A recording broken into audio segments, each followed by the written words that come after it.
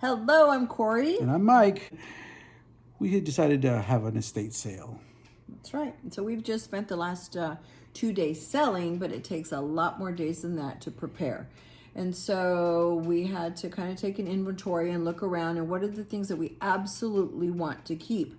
Things that really mean a lot to us, and also things that we're willing to purge.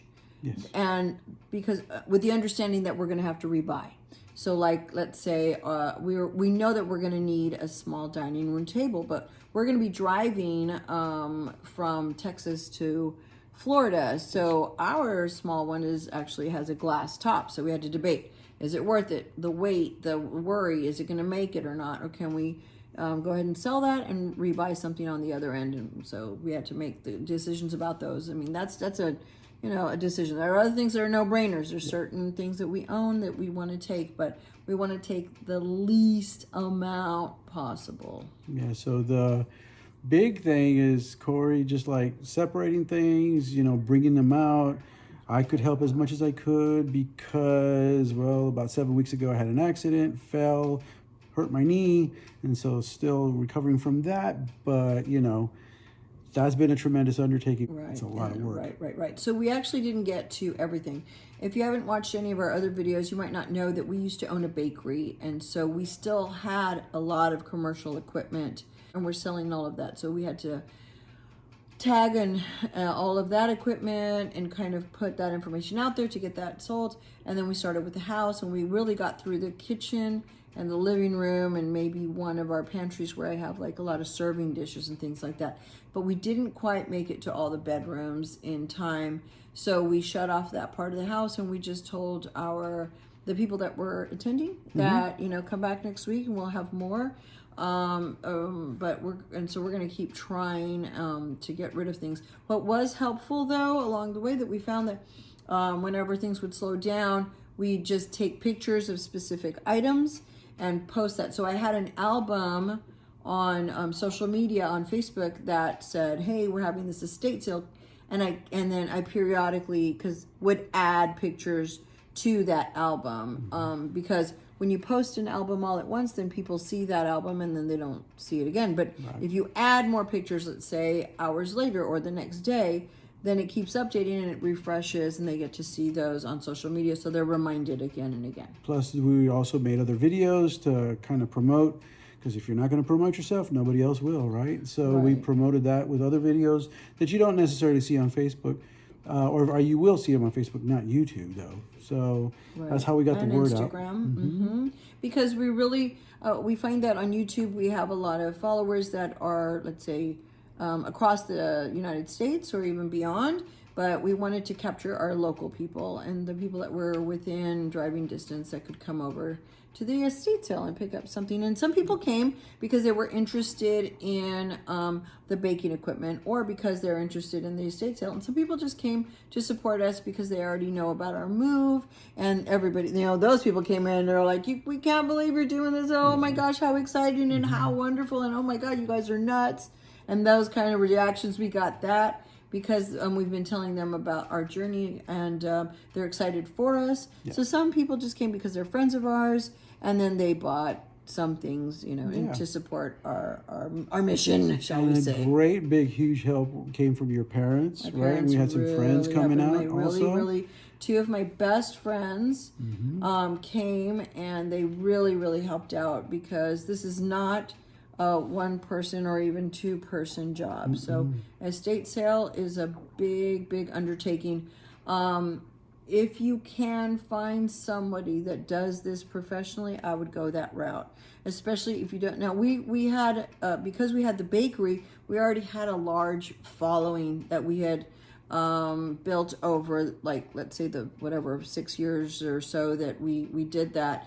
And so we were able to share the information about the estate sale with those people. And some of our old customers came by.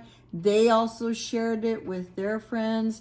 Then they know of other people who they might be fans of other bakeries, and so they let those people know, and they came by. So that helps. But if you have a small presence or footprint on social media, then you really want to try to probably pick up a third party or a person to do your estate sale for you, because they'll have that following and they'll have the customers. Right, and just know that they're going to take a percentage, right? It could be anywhere from 30 to 40%. Right. And so just knowing that ahead of time also, and talk to somebody if they're going to do that, help you with that. They may, negotiate with you a little bit, but it is so much work. It's pretty much Let me worth tell you. the split.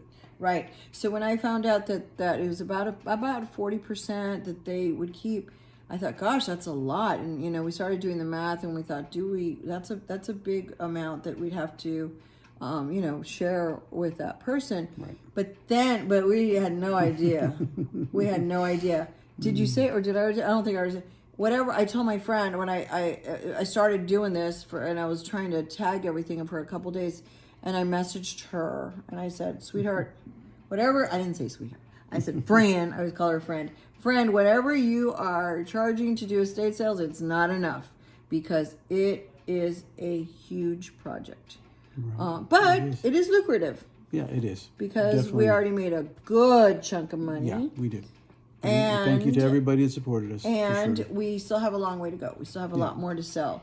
We literally have thousands of things to, unload here. It's a lot of stuff. And remember that you're not going to get the full price, or you're not going to say, I bought this book for $15, so I'm going to put it for $12. No. It's going to sell for $2 or $3. Yeah. I mean, some things like that, books like that. And do not get offended. If you've never done this before, don't get offended if you put a price on something and people try to negotiate that with you, because that's part of the game, right, of going into an estate sale. But it's also not a garage sale. So if you say you have a wonderful piece of artwork and you might have it for, let's just say for round numbers, $100. And then somebody says, well, I'll give you 40. I mean, come on.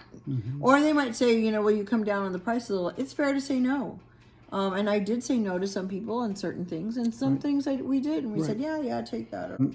We got another one coming up next week. I was just going to say it's a multi-day process. Yeah, because we have had people, let us know that, hey, I can't make it this weekend. Is there any chance you'll have it another weekend? We're in Texas. We're definitely And there was a big Texas football game this past Saturday. Yeah. And a lot of our friends went. So everybody was attending that, but they're going to come next week. Yeah. So. Yeah. So another option would be doing something like Facebook Marketplace, where you'd put individual items listed, but then people want to come at different times. Somebody says, oh, can I come? And then they want to come and see one item on a Thursday evening, and you're waiting for them to come, and then they might not want it. And so you're going to have to keep visiting and making appointments with people. So I really recommend going the estate route, where you can plan it, estate sale, and then you pick a day or two, and then you just put it on out there. Yeah. But then, like the second date today, we lower the price of a lot of things. Yeah. And we'll let people know as we go along. We'll be lowering that. But our really at the end, when we're done with it all, whatever's left over, we do plan on donating to some of the charities around here. So. And then again, that's a tax write-off implication there for yourself as well. So just thinking of that too.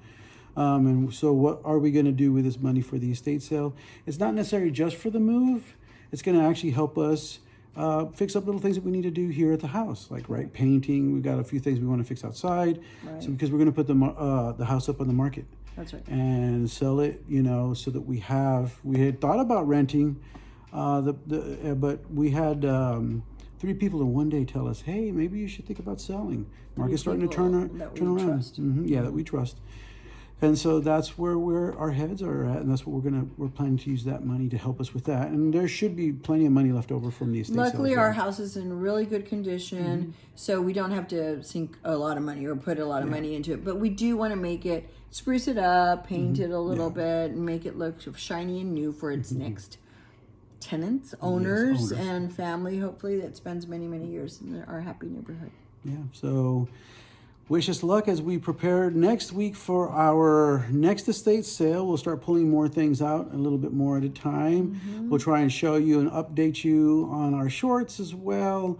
So it'll be a whole lot more coming your way. Sneak peek, we did get to talk to a blogger that is in Orlando, and he was kind of guiding us on how to find a property because he also moved to Florida, and so we'll be talking about that in the future as well. That's really cool. All right. Okay, and that's about it for now. Right. So until next time, have a very magical week.